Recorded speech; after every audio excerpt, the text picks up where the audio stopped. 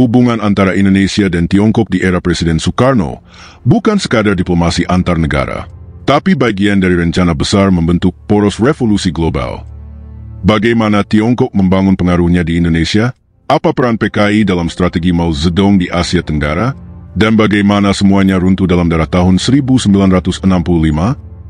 Ini adalah kisah tentang solidaritas, ideologi, dan geostrategi di tengah Perang Dingin.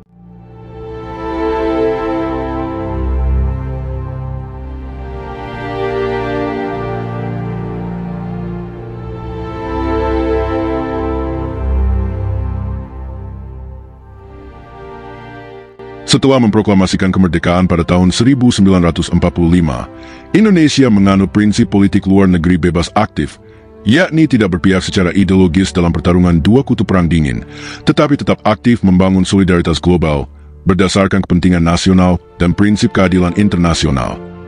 Namun pada kenyataannya, sikap ini semakin ditarik ke arah kiri sejak akhir tahun 1950-an, seiring dengan makin kuatnya pengaruh Presiden Soekarno yang membawa narasi anti-imperialisme dan nasionalisme radikal ke panggung utama politik luar negeri Indonesia.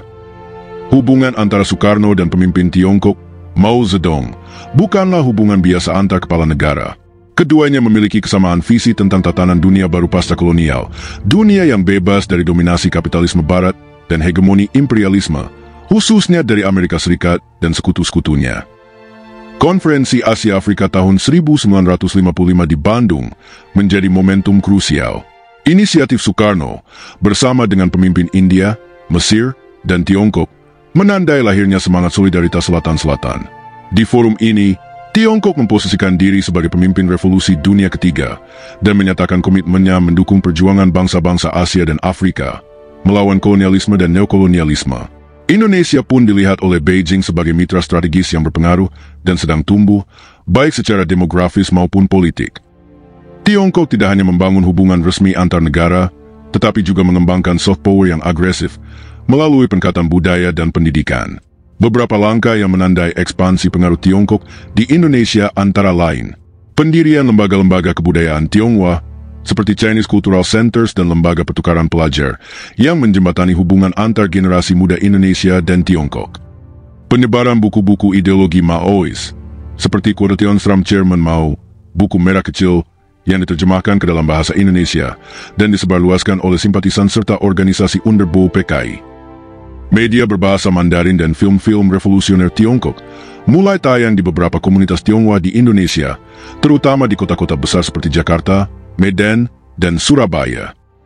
Program pelajar dan kaderisasi ideologis, di mana ratusan pemuda Indonesia dikirim ke Beijing untuk belajar tentang Marxisme, revolusi agraria, dan strategi gerakan massa. Ekspansi ini sangat didukung oleh pemerintah Soekarno, yang saat itu membuka keran sebesar-besarnya bagi semangat revolusi rakyat dan anti-kolonialisme. Tidak mengherankan bila Partai Komunis Indonesia, yang mengklaim sebagai partai legal dan sah di bawah sistem parlementer Indonesia, menjadi salah satu penerima manfaat utama dari hubungan mesra Indonesia-Tiongkok. Pada awal tahun 1960-an, PKI adalah partai komunis non-penguasa terbesar di dunia, dengan klaim anggota lebih dari 3 juta orang, ditambah dengan jutaan simpatisan dari organisasi-organisasi sayap seperti Gerwani, Perempuan, Pemuda Rakyat Pemuda, BTI, Tani, dan Sopsi, Buruh. Dalam suasana ideologis yang memerah, PKI berhasil menempatkan dirinya sebagai aktor politik utama di samping TNI dan kaum nasionalis. Soekarno, yang berusaha menjaga keseimbangan kekuatan antara nasionalis, agama dan komunis, melalui konsep Nasakom, nasionalis, agama, komunis, memfasilitasi tumbuhnya PKI secara legal. Dalam konfigurasi ini, dukungan Tiongkok terhadap PKI, meski tidak terang-terangan, mengalir lewat jalur diplomatik, ideologis, dan kultural. Bagi Tiongkok, Indonesia bukan sekadar negara bertetangga. Indonesia adalah pintu gerbang pengaruh di Asia Tenggara, sebuah kawasan yang menjadi medan kontestasi langsung antara pengaruh komunis, Tiongkok dan Uni Soviet, dan kapitalis, AS dan negara-negara se-ASEAN seperti Filipina dan Thailand. Indonesia juga punya nilai strategis karena lokasi geografisnya yang menguasai jalur laut utama dunia, Selat Malaka dan Laut Jawa. Populasinya yang besar dan sebagian besar masih agraris, target ideal untuk revolusi gaya Mao. Kepemimpinan Soekarno yang karismatik dan berani menantang dominasi Barat, menjadikannya figur penting dalam propaganda anti-imperialis Tiongkok.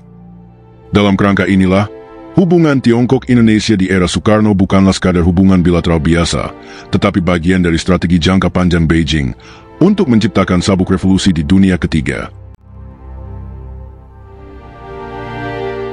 Meski tidak ada bukti definitif yang mengaitkan Tiongkok sebagai aktor utama di balik perencanaan atau pelaksanaan gerakan 30 September 1965 atau G30S, berbagai sumber menunjukkan bahwa hubungan ideologis dan operasional antara Partai Komunis Indonesia dan Republik Rakyat Tiongkok cukup erat. Hubungan ini tidak bisa dilepaskan dari dinamika besar Perang Dingin, di mana Tiongkok memposisikan dirinya sebagai pelindung dan inspirator revolusi rakyat di dunia ketiga, termasuk Indonesia. Tiongkok di bawah Mao Zedong menawarkan sebuah model revolusi yang sangat menarik bagi partai-partai kiri di Asia dan Afrika, revolusi agraria berbasis massa petani, dipimpin oleh Partai Komunis dengan tahapan perang rakyat yang panjang. Doktrin Mao ini menekankan pentingnya pembentukan milisi rakyat dan self-reliance atau berdikari dalam mengembangkan kekuatan revolusioner. PKI, terutama di bawah pimpinan Deng Aidit, secara terang-terangan mengadopsi prinsip-prinsip Maois ini. Salah satu manifestasi ideologis paling mencolok adalah gagasan tentang pembentukan Angkatan Kelima, yakni rakyat bersenjata yang dilatih secara ideologis dan militer untuk memperkuat kekuatan nasional. Konsep ini tidak hanya menjadi wacana politik, tetapi juga bagian dari upaya PKI untuk merespons dominasi militer, khususnya TNI AD, yang dianggap sebagai benteng kekuatan kanan dan kontrarevolusioner. Hubungan Tiongkok PKI tidak hanya bersifat simbolik atau retoris. Ada berbagai bentuk bantuan nyata, terutama dalam hal pendidikan ideologi, pelatihan militer, dan dukungan teknis. Beberapa bentuk keterlibatan Tiongkok terhadap penguatan internal PKI antara lain pelatihan militer dan ideologis. Ratusan pemuda-pemudi PKI, terutama dari sayap organisasi seperti Pemuda Rakyat, Gerwani, dan BTI, dikirim ke Tiongkok sejak awal tahun 1960-an. Di sana mereka mengikuti program pelatihan gerilya, revolusi rakyat, pengorganisasian massa, serta studi mendalam atas ajaran Mao. Penyediaan materi propaganda. Tiongkok mengirimkan perlengkapan teknis seperti mesin cetak, radio pemancar, dan alat dokumentasi ke Indonesia untuk mendukung kampanye ideologis PKI. Buku-buku Mao, terutama Quotation from Chairman Mao, buku merah kecil, diterjemahkan ke bahasa Indonesia dan disebarluaskan kalangan pemuda dan buruh. Pertukaran budaya dan pendidikan. Beberapa mahasiswa Indonesia dikirim ke universitas-universitas di Beijing dalam program beasiswa yang bertujuan mempererat persahabatan rakyat, tapi juga diselipi misi kaderisasi ideologis. Hubungan antar partai. PKI dan Partai Komunis Tiongkok menjalin hubungan formal dan informal. Delegasi PKI rutin menghadiri kongres partai di Beijing, dan begitu pula sebaliknya. Aidit sendiri beberapa kali berkunjung ke Tiongkok, menjalin dialog langsung dengan elit PKT, termasuk dengan Mao dan Zhou Enlai. Ketika gerakan 30 September pecah dan disusul dengan gelombang pembantaian terhadap simpatisan dan anggota PKI, Tiongkok awalnya merespons secara hati-hati. Namun dalam waktu singkat, retorika Beijing berubah menjadi keras. Tiongkok mengecam keras TNI AD dan Soeharto yang dianggap telah melakukan kudeta terhadap jalannya revolusi rakyat Indonesia. Menuduh keterlibatan Amerika Serikat sebagai dalam konspirasi kontrarevolusioner, sejalan dengan narasi global Tiongkok, bahwa AS adalah sumber segala kontrarevolusi di dunia ketiga, menawarkan perlindungan kepada pelarian politik, termasuk para diplomat dan mahasiswa Indonesia di Beijing yang tidak bisa kembali ke tanah air. Kedutaan Indonesia di Beijing bahkan dikuasai oleh staf yang pro-PKI, sebelum akhirnya ditutup oleh pemerintah Orde Baru.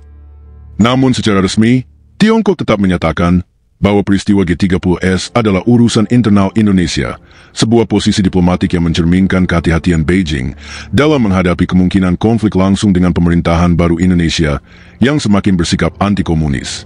Hubungan bilateral Indonesia-Tiongkok memburuk dengan cepat. Demonstrasi anti-Tiongkok meletus di Jakarta. Kedutaan besar RRT diserbu massa. Sebaliknya, di Beijing, mahasiswa pro-PKI menyerang kantor Kedubes RI. Pada tahun 1967, setelah Soeharto resmi menjadi presiden, hubungan diplomatik Indonesia dan Tiongkok dibekukan, sebuah pemutusan yang bertahan selama 23 tahun, hingga dibuka kembali pada tahun 1990 di era Orde Baru yang sudah lebih stabil. Yunnan Agreement tahun 1957, yang pada intinya menyelesaikan klaim perbatasan Tiongkok dengan negara-negara Asia Tenggara, seperti Burma, Myanmar, menjadi tonggak awal pergeseran strategi luar negeri Tiongkok dari defensif ke aktif dan ekspansionis. Setelah perjanjian ini, Tiongkok mulai membangun jaringan pengaruhnya melalui ideologi dan diplomasi dengan tujuan utama melawan dominasi Barat, khususnya Amerika Serikat, dan memperluas pengaruh revolusioner di dunia ketiga. Dalam konteks ini, Asia Tenggara dipandang sebagai kawasan krusial. Letaknya strategis di jalur pelayaran internasional, kaya sumber daya alam, dan merupakan benteng luar terhadap kemungkinan penetrasi militer atau ideologis dari musuh Tiongkok, terutama AS dan sekutunya. Pilar strategi Tiongkok di Asia Tenggara. 1. Mendukung gerakan komunis lokal, persaudaraan revolusioner. Tiongkok secara aktif mengembangkan relasi ideologis dengan berbagai gerakan kiri dan partai komunis di kawasan yang disebut sebagai persaudaraan revolusioner. Bantuan ini bersifat multidimensi. Vietnam. Tiongkok adalah salah satu pendukung utama Viet Minh dan kemudian Viet Cong dalam perjuangan melawan kolonialisme Prancis dan intervensi militer AS. Selain pelatihan militer, Tiongkok juga memasok senjata, logistik, dan tenaga ahli. Laos dan Kamboja. Gerakan Pathet Lao dan fraksi Khmer Merah mendapat simpati dan dukungan ideologis dari Beijing. Dalam konteks ini, Tiongkok bersaing diam-diam dengan Uni Soviet dalam mengklaim kepemimpinan atas gerakan-gerakan kiri di Indochina. Malaysia dan Thailand.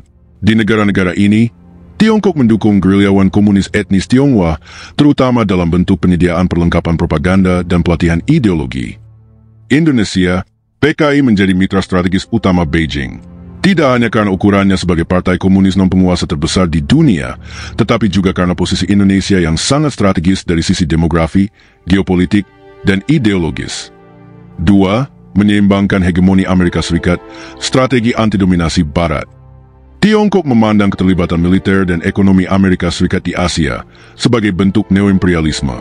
Untuk itu, Beijing menyusun strategi tandingan dengan mengangkat narasi pan-Asiaisme versi revolusioner yang mengedepankan solidaritas sesama bangsa Asia dalam melawan kekuatan asing. Penolakan terhadap pangkalan militer AS di kawasan, terutama di Filipina, Okinawa, Jepang, dan Vietnam Selatan. Tiongkok berupaya menciptakan lingkar pengaruh yang bebas dari campur tangan Washington. Peran aktif dalam perang propaganda, di mana media Tiongkok secara konsisten menggambarkan AS sebagai dalang di balik kudeta, konflik internal, dan penjajahan ekonomi di negara-negara berkembang. Tiongkok melihat perang Vietnam sebagai ajang sentral konfrontasi ideologi dan senjata antara Blok Timur, termasuk dirinya, dan Blok Barat. Dalam kalkulasi ini, Indonesia, sebagai negara besar non-blok yang berhaluan kiri di bawah Soekarno, harus dijaga agar tidak jatuh ke dalam orbit AS. 3. Aliansi dengan negara-negara non-blok, diplomasi dunia ketiga. Tiongkok, meskipun secara formal bukan anggota gerakan non-blok, berusaha tampil sebagai pelindung kepentingan dunia ketiga melalui diplomasi simbolik.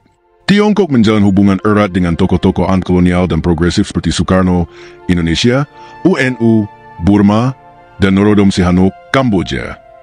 Pertemuan-pertemuan bilateral maupun multilateral digelar untuk menunjukkan bahwa Tiongkok bukan hanya negara komunis, tetapi juga bagian dari gerakan emansipasi Asia, bantuan ekonomi dan infrastruktur.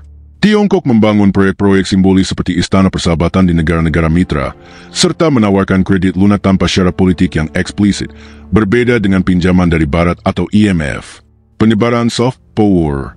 Selain propaganda ideologi, Tiongkok mengirim seniman, tim kesenian, film, buku, dan wartawan ke negara-negara Asia Tenggara. Di Indonesia, film-film revolusioner dan literatur Maois marak beredar pada awal tahun 1960-an menjadi bagian dari kampanye ideologi PKI. Indonesia diposisikan sebagai pilar utama revolusi Asia Tenggara oleh Beijing atas dasar letak geografis yang menguasai jalur pelayaran internasional dan berbatasan langsung dengan dunia barat Australia dan pangkalan militer AS di Pasifik.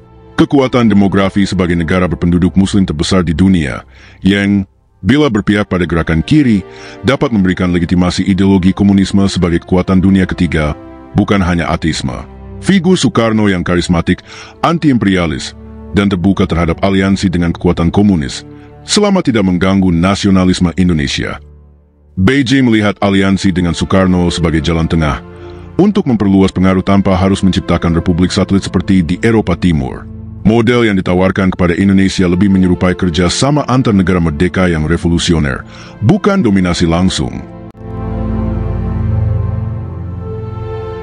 Peristiwa Gerakan 30 September 1965 atau G30S bukan hanya mengguncang lanskap politik domestik Indonesia, tetapi juga menjadi titik balik dalam hubungan Indonesia-Tiongkok. Apa yang semula merupakan relasi strategis berbasis solidaritas ideologis dan anti-imperialisme berubah drastis menjadi konfrontasi terbuka. Tiongkok tidak hanya kehilangan salah satu sekutu terpentingnya di Asia Tenggara, tetapi juga menghadapi pukulan telak terhadap proyek geopolitik regionalnya. Segera setelah G30S dan gelombang pembantaian massal terhadap anggota dan simpatisan PKI, Beijing bereaksi keras.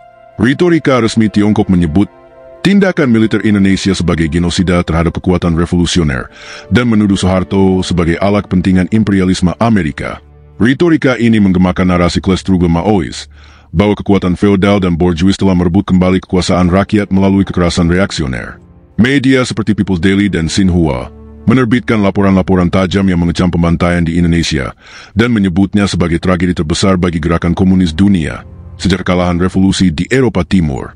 Bendera setengah tiang dikibarkan di institusi-institusi yang berkaitan dengan gerakan internasional buruh dan mahasiswa di Beijing sebagai simbol duka atas pembantaian kaum kiri Indonesia.